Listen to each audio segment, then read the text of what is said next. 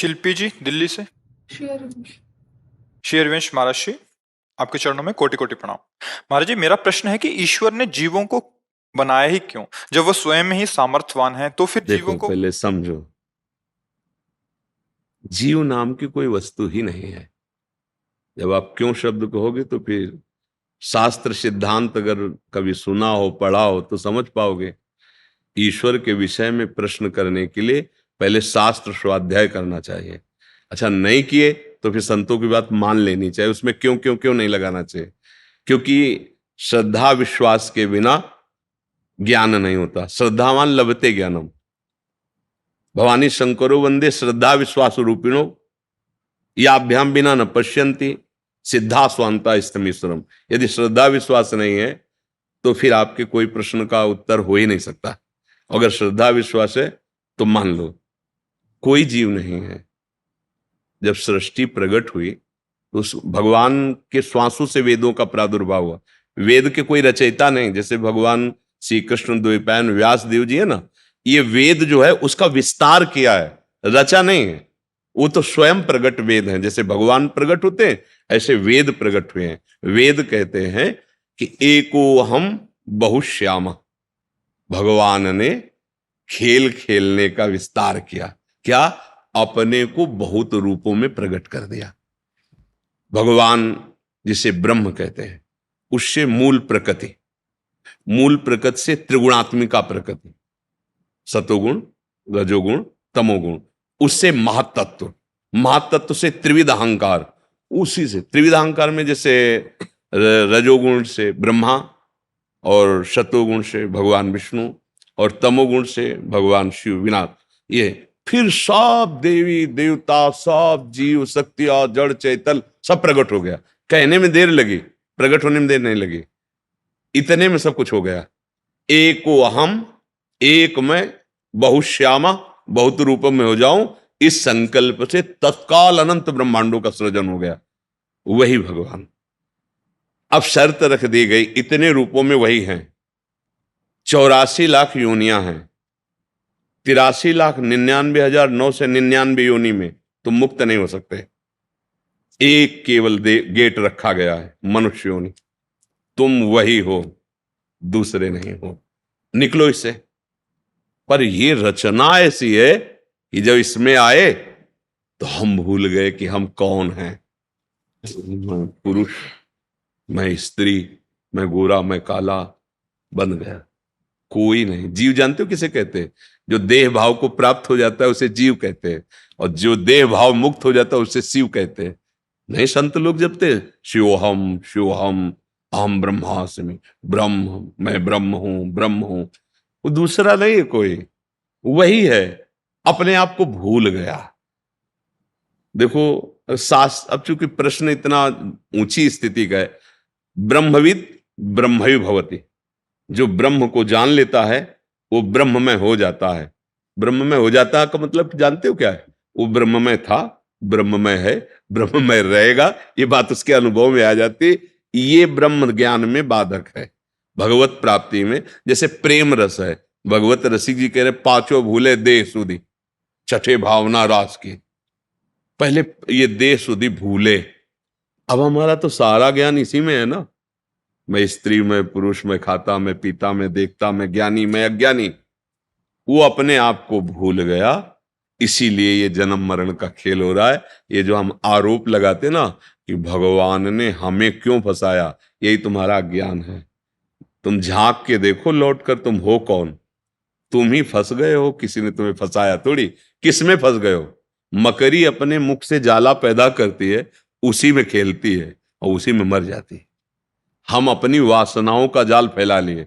बोलो हमें कौन बांधे हुए है? कौन बांधे? हम ही चाह में बंधे हुए हैं। चाह छोड़ो, अभी जीवन मुक्त हो। न तुम्हें कोई बांधा था, न कोई बांध सकता है। चाह कैसे उत्पन्न हुई? शरीर को मैं मानने से।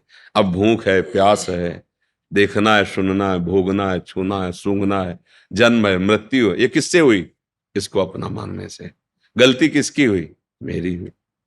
भगवान ने कहां बांधा? आप हो कौन? कहा जाता है कि ईश्वर अंश जीव अविनाशी। ईश्वर का अंश है तो है कौन? अविनाशी, तो आप अपने को कभी अनुभव किए कि आप अविनाशी हैं? आप तो अपने को विनाशी अनुभव कर रहे हैं, जन्मने मरने वाला। आपको कहा गया है अमल, चेतन अमल, सहज सुख राशि। आप में कोई विकार नहीं, तो आपको देखो, आप तो विकारी बने हुए हो। आपने ही तो स्वीकार किया, नहीं तो आपका स्वरूप तो निर्विकार है। आपका संबोधन सुख राशि से है, सहज सुख राशि।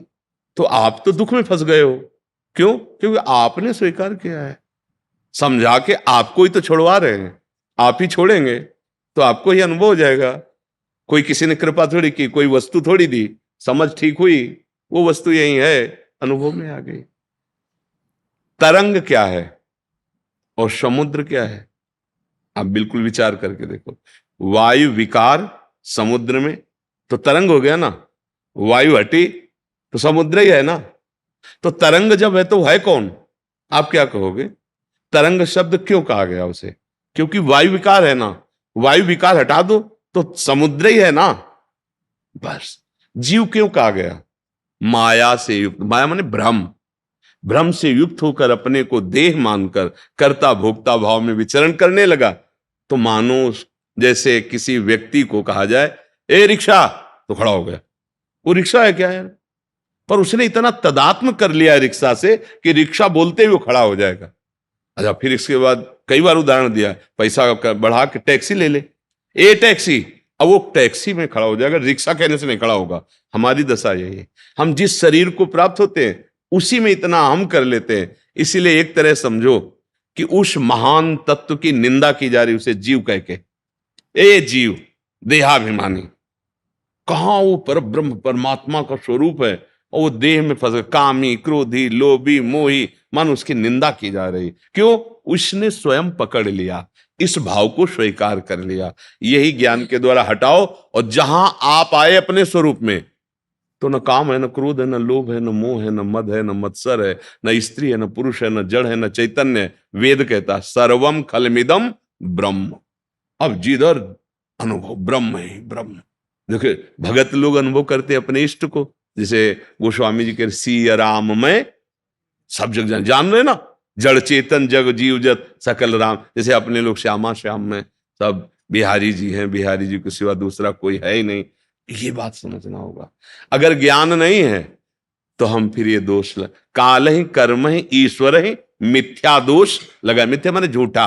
अब काल के अधीन हम तो हैं, अब जो ऐसा हमारे भाग्य में जैसा हो, ये सब अज्ञानी जीवों की बातें हैं। तो इसलिए अगर शुद्ध बात समझती हो तो भगवान ने नहीं फंसाया है, हम खुद फंस गए हैं। कहाँ कोई बांधे हमें बताओ? हमारी इच्छा ही तो हमें बांधे। हमें प्यारा लगा रूप, हमें प्यारा लगा भोग, हमें प्यारी लगी वस्तु, हमें प्यारा लगा पद, हमें प्यारा लगा रुपया, इसलिए हम ही फंस गए अपने प्रेम को ना समझकर। जो प्रेम हमें अपने स्वरूप अपनी आत्मा भगवान से करना है वो हम नानात्व में कर बैठे। और जब भगवान से करोगे तो उनके सिवा कोई है नहीं, ये अनुभव हो जाएगा। और जब प्रभु से विमुख हो तो ये नानात्व फैल गया। ये अज्ञान मिटाए बिना इस प्रश्न के उत्तर को सुन के भी आप समझ नहीं पाएंगे। बिना हृदय पवित्र हुए नहीं समझ। जैसे दर्पण है आपके पास, पर उसमें मल लग गया है, तब आपको अपना रूप दिखाई नहीं देगा। ऐसे ही ज्ञान है आपके अंदर, बुद्धि है, पर ये माया मल से ढक गई है। ये बात आपके अनुभव में नहीं आएगी। वो चींटी के अंदर भी आराम से सोता है, अणुअणियान बड़ा सूक्ष्म है, और महतो महियान, ये अनंत ब्रह्मांड उसके एक रोमकूप में वास करते हैं। एक रुए के छेद में अनंत ब्रह्मांड, ब्रह्मांड निकाया निर्मित माया रोम रोम प्रति। इसलिए भजन के बिना ये अध्यात्म नहीं जाना जा सकता। अगर आप भजन अच्छे से करोगे, गंदे आचरण नहीं करोगे, तो आपको खुद समझ में आने लगेगा। नहीं, हमारी बात आपको एक कहानी सी लगेगी। ऐसा कैसे हो सकता है? ऐसा कैसे हो सकता है? ऐसा हो सकता है। जो ऐसा नहीं हो सकता वो भी हो सकता है, जो ऐसा कभी नहीं हो सकता वो भी हो सकता है। कर तुम अकर तुम अन्यथा कर तुम सर्व समर्था सा ईश्वरा। अभी जाने क्या हो, जहां सुई का धागा नहीं जाता वहां से ब्रह्मांड पार कर दे, उसे भगवान कहते हैं। वो इतना सामर्थ्यशाली है। इसलिए बहुत बहुत बहुत होश रहता ही। एक बार सुदामा जी महाराज द्वारिकाधीश से फिर बार बार मिलने ही जाते थे। तो एक बार समुद्र स्नान करने जा रहे थे, तो सुदामा जी ने कहा, प्रभु बहुत ऋषि मुनि कहते आपकी माया बड़ी विचित्र है, बड़ी भयावह है, अब हमको दिखाओ तुम्हारी माया है क्या, माया क्या है। भगवान ने कहा पहले समुद्र में स्नान कर लेते हैं, फिर बाद में बैठ के बात करेंगे। सुदामा जी और प्रभु ऐसे पास ही पास डुबकी मारे। जो ही डुबकी मारे तो सुदामा जी ने देखा कि एक राज्य में वो पहुंच गए। बड़ा सुंदर नगर है, सुदामा जी का स्वागत हुआ, बड़ा सुंदर रूप। राजा ने माथा रख के प्रणाम किया, आओ महाराज। हमें बड़ा अच्छा लग रहा है। और राजकुमारी इतनी सुंदर। बोले महाराज बस हम वर ही खोज रहे थे, आप जैसा वर भगवान का भक्त, हम तो निहाल हो गए, हमारी कन्या स्वीकार को। उनकी स्वीकृति की जरूरत नहीं, जबरदस्ती ब्याह हो गया, महल और सब हाल, कई लड़का बच्चा हुए। बाद में पत्नी मर गई, 10वें वर्ष व्यतीत हो गए। पत्नी जब मरी तो वहां का धर्म था, राजा ने बताया कि जैसे पूर्व में अपने यहाँ पति पधार जाए तो पत्नी सती हो जाती थी, वहां अगर स्त्री पधार जाए तो जबरदस्ती पुरुष को जलाया जाता था। तो अब चिता में बांध दिए गए सुदामा। अब लगा कि जिंदा जला दिए जाएंगे, तो बड़ी जोर से पुकारा, हे श्री कृष्ण रक्षा करो। तो भगवान ने ऐसे उठाया समुद्र से, बड़ी लंबी डुबकी मारी। बोले प्रभु अरे यहाँ ब्याह हो गया, लड़का बच्चा हो गया हमको। बोले अभी अभी हमने जो डुबकी मारी थी अभी दोबारा नहीं मारी है, तुम्हारे उछरने को देख रहे, इतने में देख लिया। इतने में क्या देख लिया, ब्याह हो गया, लड़का बच्चा हो गया, ये है माया। कुछ जैसे स्वप्न में हम देखते हैं ना, कुछ नहीं होता, पर जगने के बाद अनुभव होता, स्वप्न में तो अनुभव नहीं होता। ऐसे वर्तमान में हम माया ग्रसित बुद्धि से हैं, हमें सब सत्य दिखाई दे रहा है। जब ज्ञान हो जाएगा तो सच्ची मानो आपको भी ऐसा अनुभव होगा। पर बिना, जैसे स्वप्न में कोई चाकू मार रहा है, अब उसको आप बचा नहीं सकते बाहर से, कि आप न जाने कितने सैनिक बुला लो, जो चाहो कर लो, आप उसको नहीं बचा सकते। वो कैसे बचा लें, बस जगा दो उसको। अब न चाकू है, न मारने वाला, न मरने वाला, कुछ, वही अकेले था। शरीर ये पड़ा हुआ है सैया में, कहीं कुछ नहीं, बड़ा ऐसी रूम है, पर चाकू पूरी गले में घुस रही थी और वो रो रहा था, मर रहा था, भयभीत हो रहा था। कुछ नहीं, बस जगा दो उसको, कोई औषधि की जरूरत है। अरे यार, ऐसा नहीं होगा, अरे यार, तो जे ही जाने जग जाए हेराई, जैसे पूरा स्वप्न खत्म, दुख खत्म। जो सपने सिर काटे कोई, बिन जागे दुख दूर न हो, और जगह तो सब खत्म। ऐसे शुद्ध ज्ञान हो जाने पर ये कोई प्रपंच नहीं है, एकमात्र भगवान है।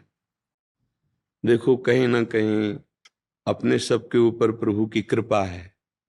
इस कृपा का प्रमाण है कि हमें मनुष्य देह मिला, ये बिना कृपा के नहीं मिलता। जैसे कर्मों से सुख और दुख का विधान पाया गया है, लेकिन मनुष्य शरीर एक कृपा से मिलता है। इसका बड़े भाग मानुष तन पावा, सुर दुर्लभ सदग्रंथन गावा, साधन धाम मोक्ष कर द्वारा, पाए न जे परलोक समारा, सो परत्र दुख पावई, सिर धुनि धुनि पछताए, कालहि कर्महि ईश्वरे मिथ्या दोष लगाए। भागवत में का दुर्लभो मानुषो देहो, देही नाम क्षण भंगुरहा, तत्रापि दुर्लभम मन्येत वैकुंठ प्रिय दर्शनम। भगवान की कृपा से दुर्लभ मानव देह मिला है। मानव देह में हमें कर्तव्य कर्म मिला है। जैसे आप हमारे किसी राजकीय विभाग में, कोई न्याय विभाग में, कोई शासन विभाग में, ये पूरी सृष्टि हमारे श्री भगवान की है। उसमें जो भी सेवा मिली है वो भगवान की पूजा है, वो सेवा भगवान की ही है।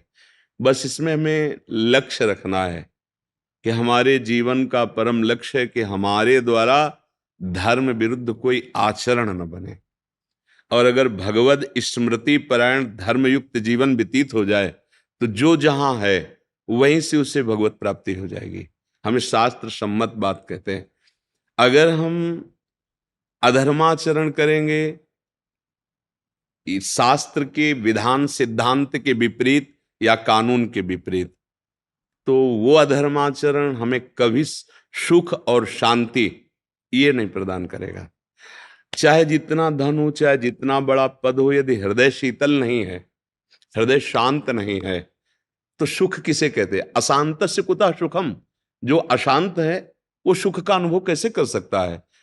अभी जो हम बाह्य सुखों को, जैसे एक पद के गर्व जनित सुख होता है या वैभव की विलासता जनित सुख होता है, ये कितने दिन का है? हमारी आयु, हमारा जीवन एक सीमित समय है और वो समय बदला नहीं जा सकता। जैसे मानो हमारा अभी समय पूरा होने को हो, हमने 50 वर्ष संपत्ति कमाई और वो संपत्ति देकर कहें कि मेरी एक श्वास और बढ़ा दो, तो नहीं बढ़ेगी। मतलब 50 वर्ष की श्वासों को जहां खर्चा किया, उस वस्तु से, उस धन से हम एक श्वास भी नहीं खरीद सकते। इतनी कीमती हमारी श्वासें हैं। यदि हम इन श्वासों में राम कृष्ण हरि भगवान नाम नहीं जपा और धर्म युक्त अपने कर्तव्य का पालन नहीं किया, तो हम अपने साथ बहुत धोखा कर रहे हैं। हमें फिर आगे जो अभी अवसर मिला है शायद न मिले, अर्थात मनुष्य शरीर न मिले, हम अन्य योनियों में भेज दिए जाएं। बड़ी कृपा है कि आप पद में युक्त होते हुए भी संत समागम का महत्व दिया, आप यहाँ पधारे, कृपा करी। अब हमारी प्रार्थना है कि आपके ऊपर निश्चित भगवान की कृपा है, क्योंकि अब मोहि भाव भरोसा अनुमंता, बिनु हरि कृपा मिले नहीं संता। यदि आप यहाँ विराजमान हुए तो मेरी लाडली जी की कृपा है आप पर, हरि की कृपा है। अब ऐसा हम सावधान रहे कि अभी तक जो हुआ उसके विषय में प्रश्न नहीं, लेकिन अब जो आगे जीवन है उसमें प्रश्नवाचक चिन्ह न लगे। बस इतनी हमें प्रार्थना करनी है आपसे कि जितना जीवन हो, जो बीत गया उसको तो छोड़ो, अब उसे हम सुधारने की चेष्टा नहीं करेंगे। वो जो भूत में गया वो हरि जाने। हम तो हम सर्वपापेभ्यो मोक्षयिष्यामि मा शुचा। मेरा अब कर्तव्य है कि यदि संत समागम मिल गया, शास्त्र सम्मत वाक्य हमारी श्रवणेन्द्रिय में पड़े, तो अब लो न शानी, अब ना नशे, अब श्वासें प्रभु से बिलग नहीं जानी चाहिए। आप जहां तैनात हो, जिस सेवा में हो, भगवत स्मरण करते हुए भगवत सेवा मानकर करें। और जीवन का लाभ ये मिलना चाहिए कि जहां हम आ गए इससे नीचे न गिरें। अगर हम मनुष्य योनि में आगे माना कि भगवत प्राप्ति नहीं कर पाए, तो फिर मुझे मनुष्य योनि मिले, फिर मुझे देश सेवा मिले, फिर मैं भगवत स्मृति परायण रहूं और अपना काम बनाऊं। हमारा विश्राम होगा आवागमन से मुक्त होना। ये पुनरपि जननम पुनरपि मरणम पुनरपि जननी जठरे शयनम, कब तक हम झेलते रहेंगे? आज मनुष्य मिला है, कल पशु पक्षी का मिलेगा, पता नहीं क्या। अब हमको इसे रोकना होगा, तभी हमारा ज्ञान सार्थक है, तभी हमारा पद सार्थक है। जब हम अपने आप को परम पद में पहुंचा दें, वो है भगवान की प्राप्ति। मनुष्य जीवन का परम लाभ है भगवान की प्राप्ति। इसलिए जहां भी हो, जैसे भी हो, हमारे लाडले प्रभु के हो, नाम स्मरण और धर्म युक्त आचरण, बस दो ही पाए हैं। समस्त शास्त्रों का सार दो ही पाया है। तुम्हारे आचरण, तुम्हारा चरित्र पवित्र हो और नाम स्मरण हो, तो त्रिभुवन पर विजय प्राप्त कर लेंगे। कोई भी आपको परास्त नहीं कर सकता। हमारा जब चरित्र बिगड़ जाता है, तो रावण जैसा बलाभिमानी, तपाभिमानी, त्रिभुवन में अद्वितीय, बल में, विद्वता में और ऊंचे कुल में पुलस्त्य जी का, लेकिन चरित्रहीन होने के कारण मारा गया। चरित्रहीन होने के कारण राक्षस कहा गया। चरित्र ही हमारे देश में पूजनीय है। जिसका चरित्र पवित्र है और जो धर्म युक्त भगवत स्मरण परायण है, वो महात्मा ही है, चाहे पैंट शर्ट में हो, चाहे धोती कुर्ता में हो, चाहे किसी रंग में हो। अगर ये नहीं है, चरित्रहीन है, तो कोई भी हो धूर्तता ही है, अधर्म ही है। चाहे किसी भी भेष में हो, वो दंड का अधिकारी है। प्रगट में अगर दोष नहीं खुल रहा, तो वो अव्यक्त परमात्मा उसे दंड देगा। वो कभी शांति और सुख को प्राप्त नहीं हो सकता। इसलिए मनुष्य जीवन का लाभ हम सब लें, नाम जप करते हुए धर्माचरण, जो कर्तव्य मिला है उसका निर्वाह करें। राधे राधे, श्री हरिवंश। मेरा यह प्रश्न है, मैं आपकी प्रिय सखी कैसे बनूं? हमारी स्वामिनी है राधा रानी, हम उनके चरणों में। तो अगर तुम राधा राधा जपोगे, तो हमारे भी और हमारे प्रीतम श्याम सुंदर और हमारी लाडली जू अर्थात श्यामा श्याम की और मुझदास की अत्यंत प्यारी रहोगी। राधा राधा जपो और जैसा मम्मी पापा आदेश करें वैसा। जीवन में ये ध्यान रखना, कभी अपने माता पिता से छुपाव करके कोई व्यवहार न करे। माता पिता पहले गुरु होते हैं। हर बात अपनी माता पिता को कहे, माता पिता जो तुम्हें निर्देश करें वैसे चलना और राधा राधा बोलना, तो हमारी प्राण प्रिय हो जाओगी और हमारे प्रभु श्यामा श्याम की हो जाओगी। समझ गए? हाँ, धन्यवाद। आओ महाराज, आसन बिछा दो। धन्यवाद, धन्यवाद।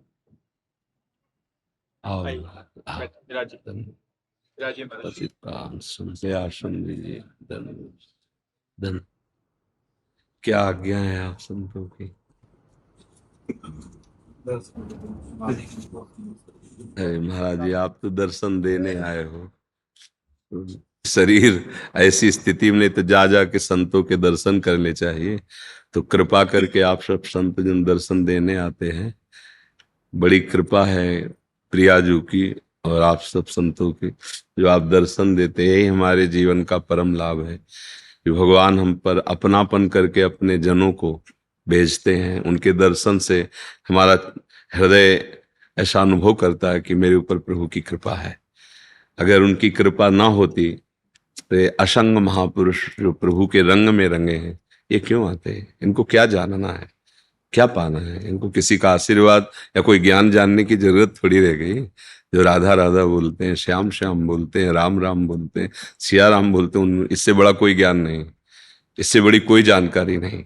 जिसके हृदय में बात बैठ गई कि प्रभु का नाम जो गुरुदेव ने दिया है, सब ज्ञान की पिटारी है, सब वैभव ऐश्वर्य, यहां तक कि प्रभु का प्रेम उसी में समाया हुआ है। अब क्या जानना है? ऐसे महापुरुष संत जन आकर जब मिलते हैं तो फिर लगता है जो प्रभु मोहि अनुग्रह की ना, तो तुम आई दर्शट दीना। अगर प्रभु हम पर कृपा न करते तो आप सब जन आकर दर्शन न देते। प्रभु की बड़ी कृपा है। आप दर्शन लेने नहीं, दर्शन देने आए हैं, कृपा करने आए हैं सब जन।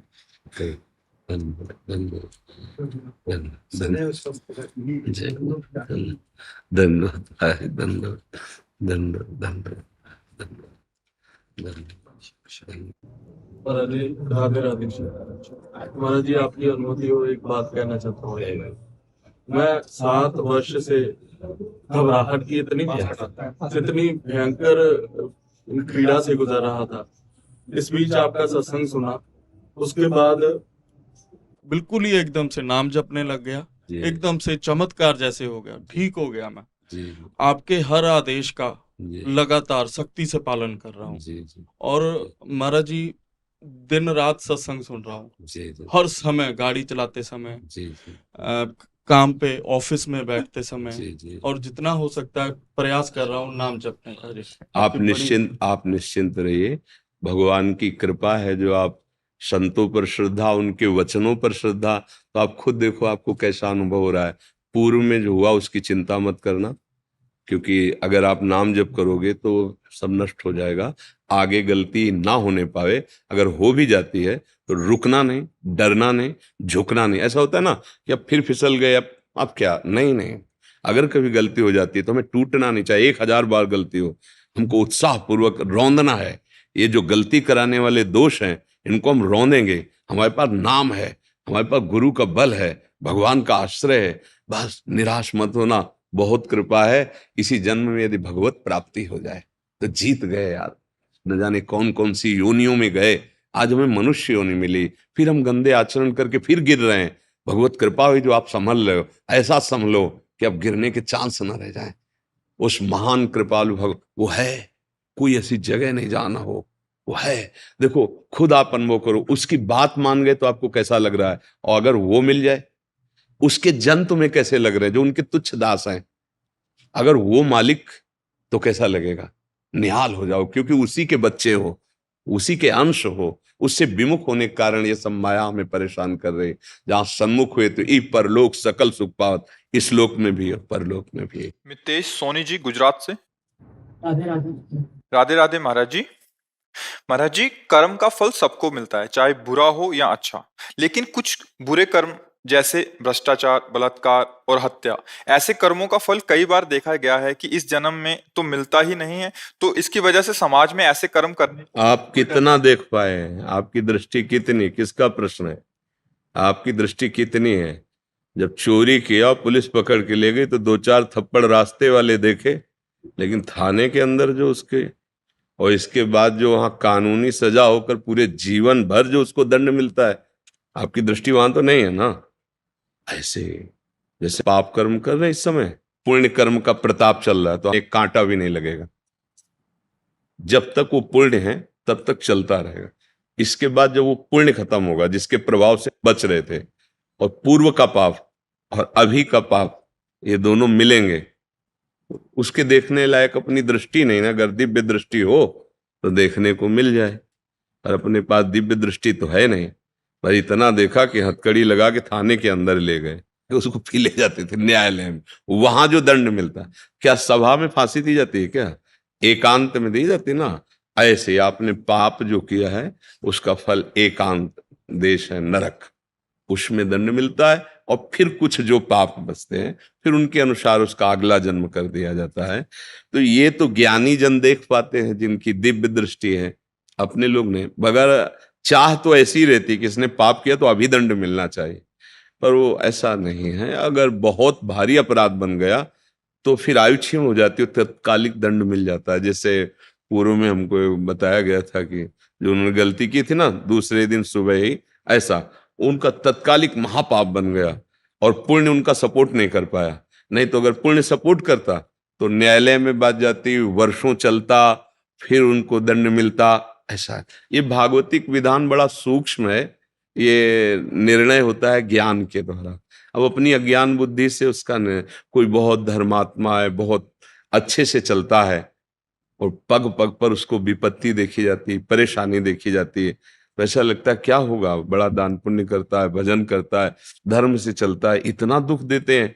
और वो अगला आदमी जो है मस्ती कर रहा है, धर्म का उल्लंघन कर रहा है, और बड़े मौज से रह रहा है, तो विपरीत दशाएं देखी जाती है। आज का सत्संग सुना था क्या आपने? सुना था ना? हाँ, तो बस सत्संग से जो विवेक प्राप्त होता है उसी से समझा जा सकता है।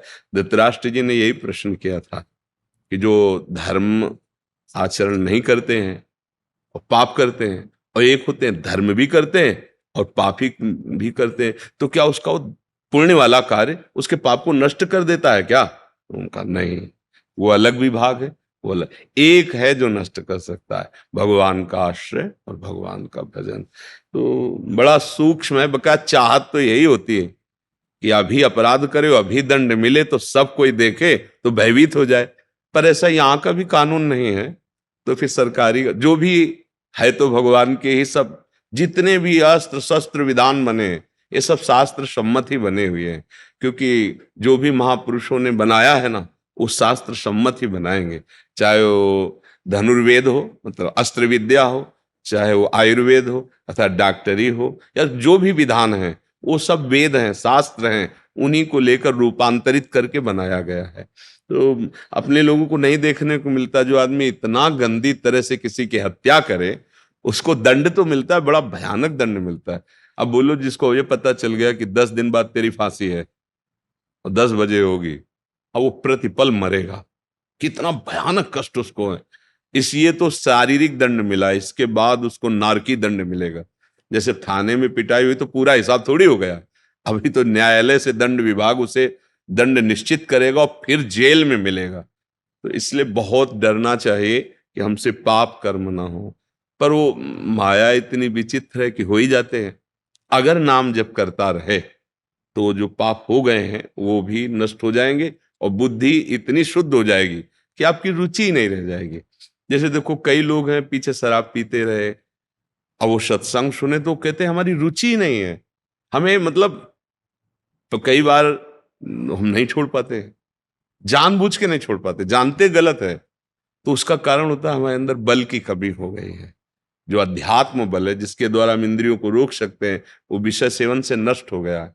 अब हमको अध्यात्म बल पाना है, तो नाम जप से, साधु सेवा, अन्य जीवों की सेवा, माता पिता की सेवा, अच्छे आचरण, इनसे आप में तेज आ जाएगा, अध्यात्म बल आ जाए।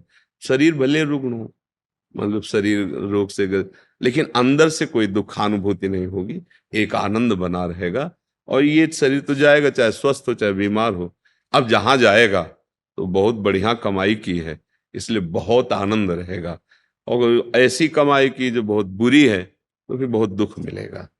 अब अपने तो देख लिए कि सजा हो गई, पर उसको क्या बीतती है, परिवार से बिलग, स्वतंत्रता रहित, जो मिले वही खाना, और वहां भी ऐसे ही लोगों का संग जो अधर्माचरण करके गए। अब कितना जीवन नर्क में, अपने प्रिय से आप बैठ करके बात नहीं कर सकते, पर्दा लगा है जाली का, लोहे के, इधर से आप बात करो, इधर से आप बात, क्या जीवन।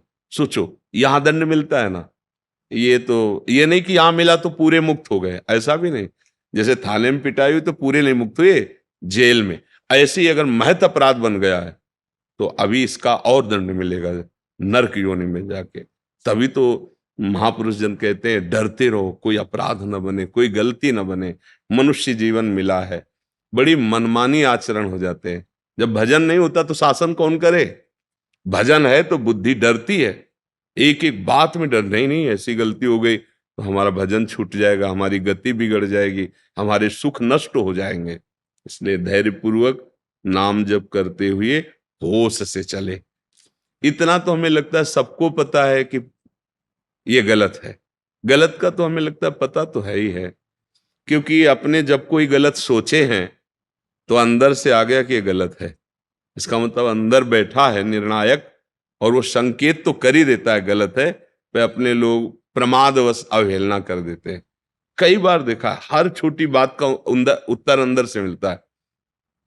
अपने को लगा हाथ पवित्र हैं और श्री जी की सेवा में जा रहे हैं, अब अंदर से यार नहीं पहले हाथ धोइए, नहीं तो कोई हमारा पवित्र थोड़ी है, और आप चले नहीं माना उसकी बात। वो बता, आपको हर संकेत मिलेगा। अगर आप अंतर्मुख थोड़ा जानते हैं इंद्रियों को करना, तो आप देख लो हर प्रश्न का उत्तर आपके अंदर मिल जाएगा।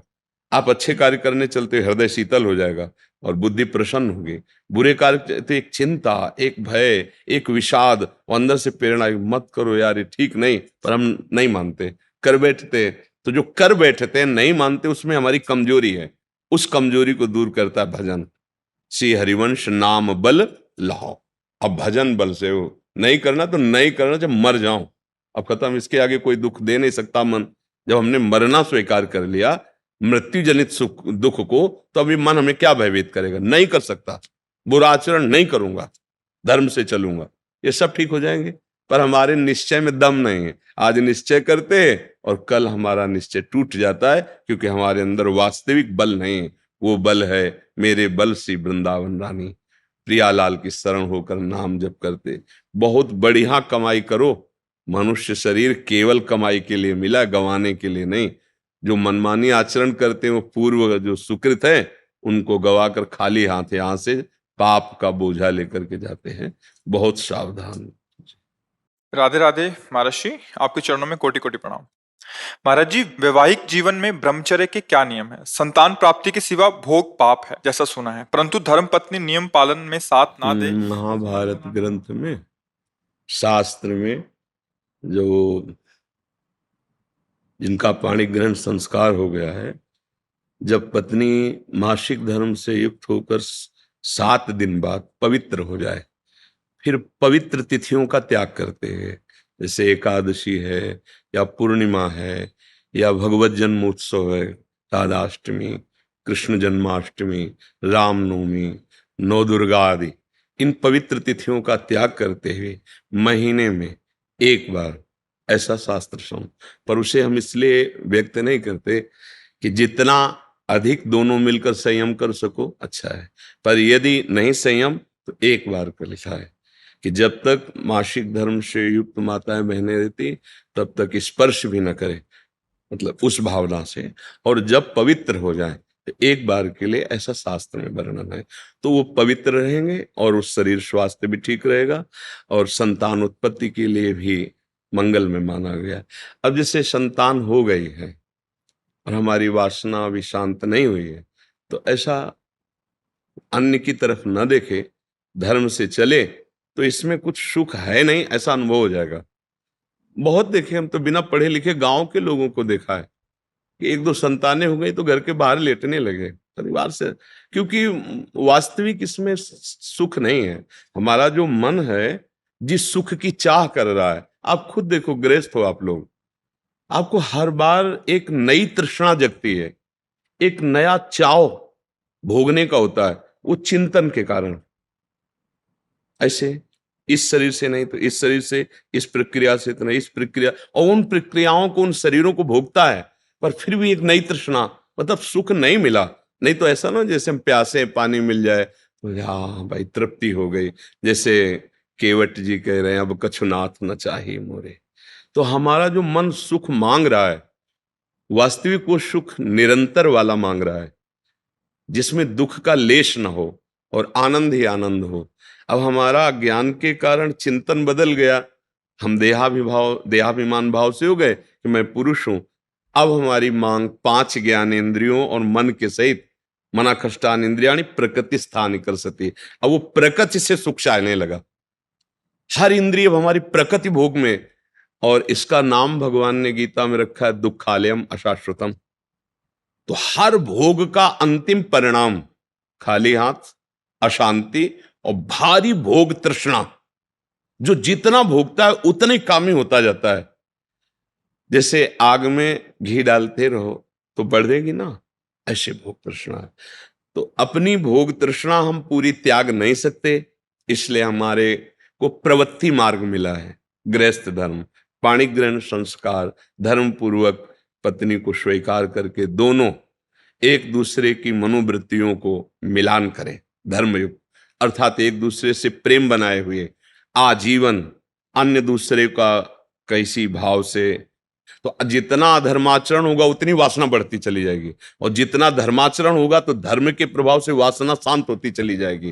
तो इसीलिए व्रत नियम लगा दिया गया कि आपने जो पाणी ग्रहण किया है बस उसमें, और उसमें भी 1 महीने में एक बार, जो हमने शास्त्रों में पढ़ा कि मासिक धर्म के 7 दिन, 7-8 दिन तक बिल्कुल नहीं, और जब वो पवित्र हो जाए तब फिर ऐसा करें। ऐसा अभी परसों ही वो चीजें हम सुनाते इसलिए नहीं है कि भ्रष्टाचार बढ़ा हुआ, कौन धर्म की बात मानेगा। गर्लफ्रेंड बॉयफ्रेंड, आज ब्रेकअप, दूसरे के साथ, फिर कल उससे, ये क्या है, ये क्या है?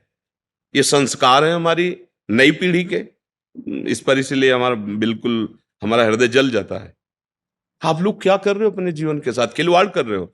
जब तुम ऐसे हो फिर पाणी ग्रहण करोगे तो तुम्हें प्रीति होगी अपने पति से, तुम्हें प्रीति होगी अपनी पत्नी से, तुम्हारा भाव बनेगा? बिल्कुल नहीं बनेगा। पूरी गृहस्थी चौपट, पूरा हमारा जीवन चौपट हो जाएगा। नई नई चाट लग गई है। हम कई बार उदाहरण में दिया है कि यदि आपका होटलों में खाने का अभ्यास बन गया ना तो घर की रसोई अच्छी नहीं लगेगी। ध्यान रखना, अगर एक पत्नी से चलोगे व्रत लेकर धर्म से, एक सीमा, और धर्म की पूर्ति के लिए संतान उत्पत्ति क्रिया, और बाद में निवृत्त होकर भगवान को प्राप्त करना। अगर आप व्यभिचार करेंगे तो इतनी आसक्ति बढ़ जाएगी, आप लोगों को क्या बताना है। अवस्थाएं हो रही पर मन की दशा को देखो क्या है। पैसा है तो आप पैसे के बल से कौन सा व्यभिचार कर रहे हैं, आप देख लो ना, अपने जीवन को देख लो। हमें क्या बताने की जरूरत है, क्योंकि हम तो शास्त्र के इशारे को देखते हैं कि अगर मन भगवान में नहीं लगा तो तुम चाहे 90 वर्ष के हो, वही मन मांगेगा जो जीवन भर मांगा है। तुम्हारी वासना तुम्हें जलाएगी, भ्रष्ट करेगी, नीचे गिराएगी। इसलिए भाई अब हमारा तो इस विषय में बोलने की हिम्मत ही नहीं रह गई है। हिम्मत तो तब हो ना जब आपके आचरण पवित्र हो। 20-25 तक पहुंचते पहुंचते आपने अपना सर्वनाश कर दिया अन्य क्रियाओं से, अन्य वासनाओं से। कैसे बताए, कैसे बताए, कैसे तुम पवित्र होगे, कैसे तुम्हारा जीवन पवित्र, कैसे गृहस्थ धर्म तुम्हारा वो अपनी तरफ, आप अपनी तरफ, ये गृहस्थी है। अरे दोनों एक, चाहे दुख आवे चाहे सुख आवे, बाहु से बाहु मिला करके आगे बढ़ते हुए धर्म पूर्वक, तो संतानें पवित्र उत्पन्न होंगी, समाज में आप सुख वर्धन करने वाले बनेंगे। नहीं आपस में एक दूसरे से विरोध होगा और फिर तो बच्चा समय तो ऐसा आ रहा है कि अब धर्म ग्रंथों में जो लिखा हुआ वो लिखा हुआ ही केवल है। विदुर जी महाराज के वचन है कि जब स्त्री मासिक धर्म से पवित्र हो जाए तब पुरुष संतानोत्पत्ति की भावना से, अब मान लो संतानोत्पत्ति नहीं चाहिए, अब वासना है, तो अन्य जगह जाने की जरूरत नहीं है। आपने धर्म पूर्वक दोनों ने स्वीकार किया है, वहां कोई पाप नहीं होगा। अन्य जगह पाप हो जाएगा, अन्य जगह बुद्धि भ्रष्ट हो जाएगी। और अगर दोनों मिलकर धीरे धीरे इसके रहस्य को जान जाओ कि इसमें सुख नहीं, अंतराय बढ़ाते चले जाओ, तो दोनों महात्मा हो जाओगे, दोनों भगवत प्राप्ति के योग्य हो जाओगे। ऐसे चला। देखो प्रीति में सुख है, प्रीति में सुख है। वास्तविक देखो, जब आपको किसी से प्रेम हो जाता है, वास्तविक वो काम चीज अलग है, चेष्टा अलग है, काम चेष्टा, काम क्रिया। प्रीति, तो प्रीति में उसके दर्शन से, संभाषण से, उसको खिलाने से, पिलाने से, उसको सुख देने से एक हृदय में विशेष आनंद आता है। अपने प्यारे को सुखी देख करके एक सुख आता। अब यहां क्या है, अपने प्यारे से प्यार नहीं है, स्वार्थ खेल रहा है, वासना खेल रही है। आप देखो ना, नहीं ऐसा नहीं हुआ है। अगर ऐसा भी हुआ है कि पाणी ग्रहण संस्कार हो गया, फिर पति के पैर टूट गए या किसी तरह, तो पूरे जीवन तन मन से वो उसको सहयोग किया है और लोकों पर विजय प्राप्त की, पुण्य लोकों पर विजय प्राप्त। अब क्या, आप स्वस्थ हो, आपके पास अगर उनकी मनोकामना पूर्ण करने लायक अर्थ नहीं तो वो आपकी नहीं, वो आपकी मनोकामना के विपरीत हो तो वो आपकी नहीं। ये कोई प्रेम है, ये कोई धर्म है, ये कोई बाजार की वस्तु है? आज का समाज, भगवान बचावे, हमारी मति गति के तो परे है, पर आप सब हमारे घर के हैं, आप हमारी आत्मा हैं, इसलिए हम सलाह देते हैं, जो हुआ सो हुआ, अब सुधार लो। ऐसे आचरणों से किसी को ना यहां शांति मिलेगी ना परलोक में शांति मिलेगी, बिल्कुल नहीं। ये सब अधर्माचरण है।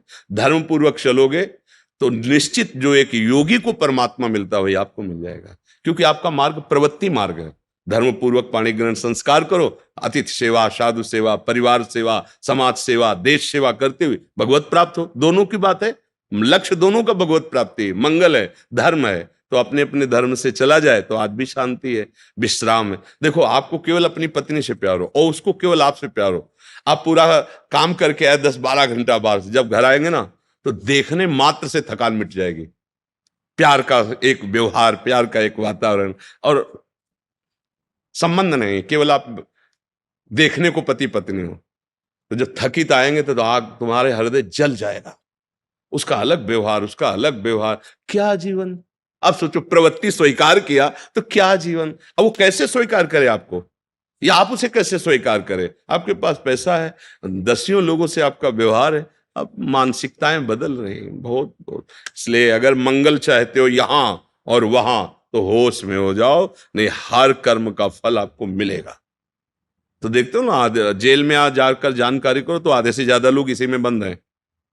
तो जब यहाँ की जेल कानून, तो आपको परमार्थ का जो अध्यात्म का है जो निर्णय है वो तो दंड मिलेगा ही। ऐसा नहीं है कि जो मनावे सो कर लो। इसलिए धर्म से चलो, नाम जप करो, पवित्र भोजन पाओ। और ये जरूर ध्यान रखो, अगर आप अपने माता पिता की सेवा नहीं की, जो घर में वयोवृद्ध जन है, जो अब वास्तविक उनको आपकी जरूरत है, तो आप कितना भी धन कमा लो कभी शांति प्राप्त नहीं कर सकते। जिसने अपने माता पिता को वृद्धावस्था में दुत्कार दिया, उनकी सेवा नहीं की, कोई भी हो, कहीं भी हो, उनकी जो पोषण वृत्ति तुम्हारे प्रति वो तो कभी साथ देगी नहीं। चाहे जितना वो कष्ट में, वो यही चाहेंगे मेरे बच्चा और बहू सुखी रहें।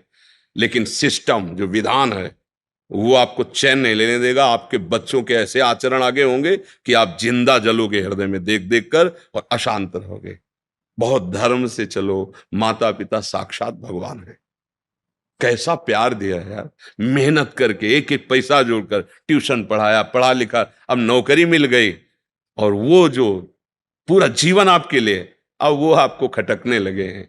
नहीं, नया ब्याह किया, देश विदेश घूम रहे हो, उनको पानी की जरूरत है, खवाने पियाने की जरूरत, छोड़, कभी शांति नहीं मिलेगी। माता पिता की सेवा, हाँ धन कमाओ, खूब कमाओ, पढ़े लिखे हो, धर्म पूर्वक, पर नियम ले लो। अगर ब्याह ना हो तो ब्रह्मचर्य रहो, किसी को स्वीकार करो। भोग वासना है तो ब्याह स्वीकार करो, और जिसको स्वीकार करो, फिर अगर वो विपरीत भावना से निकल जाती है तो राधा राधा राधा तेरा मार्ग लग, मतलब मेरे भाग्य में विषय सुख नहीं है, अब मैं निश्चिंत होकर अपने माता पिता की सेवा करूंगा, जैसे भी बनेगा जीवन निर्वाह करूंगा, असत आचरण नहीं करूंगा। अगर फिर कहीं संयोग बन जाता है तो फिर उसे धर्म से स्वीकार कर लो। चलो कलयुग है, फिर स्वीकार, अधर्म आचरण नहीं, व्यभिचार फिर भी नहीं, क्योंकि वो तुम्हारी दुर्गति कर देगा। व्यभिचारी को कभी शुभ गति नहीं होती। और आज शौक है इस बात का, ये नरक की सर्टिफिकेट है। भगवान बोल रहे हैं, त्रिविधम नरकस्येदम द्वारम नाशन मात्मना कामः क्रोधा तथा लोभा तस्मात् देत्रेयन्ते। काम क्रोध लोभ ये नरक की सर्टिफिकेट है। अगर अधर्म पूर्वक इनका भोग करोगे, जैसे आप अपनी पत्नी से, तो ये धर्म है।